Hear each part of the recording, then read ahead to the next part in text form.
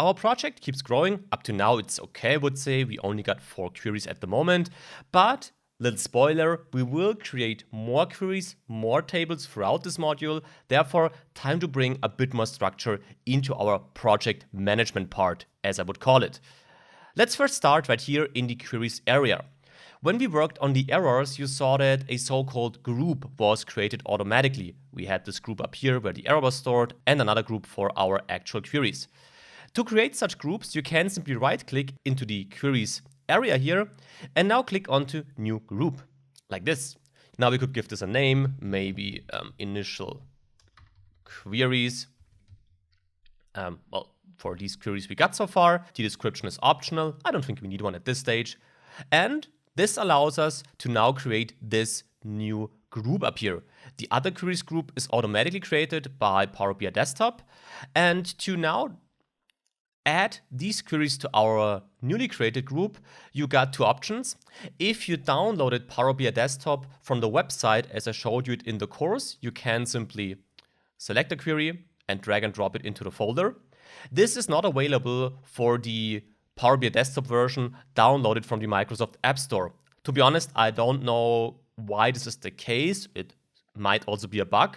But if you're using this version, then you cannot use this feature. But then you can simply right-click onto the query, go down to Move to Group, and now select the group where you want to move it to. In our case, this is the initial queries group. So you can also add it like this to this group.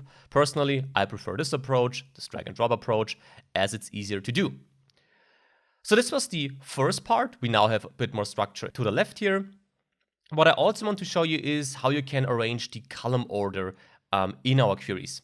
Because up to now, we stick to the default order we have from the data source. And by the way, I'm in the wrong query here. We should go to the population combined query. Sorry for that. So as I said, we are currently sticking to the order as we saw it in the source file, which is fine, but you might want to change the order of the columns.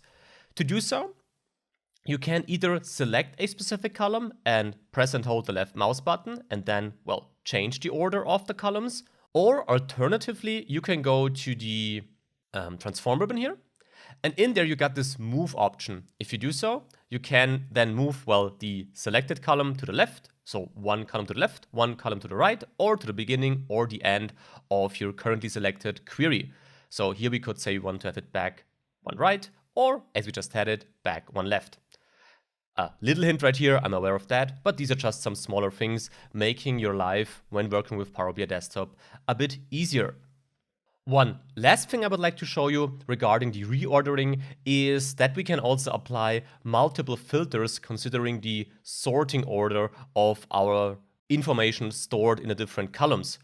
For example, let's say the year column right here, but you want to start descending, so you want to start with the latest year. So you could press descending right here.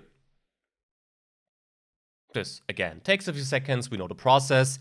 By the way, these waiting times when it comes to sorting will be over once we leave the query editor in the next module. So for the moment, we have to live with these waiting times, but this is just a temporary problem, as you could call it.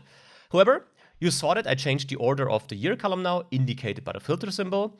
Now you could say that you want to have this order, but you also want to sort it by the country now. This is also possible. So if you select the country and now select maybe sort ascending again to sort it from A to Z, then this again takes a few seconds.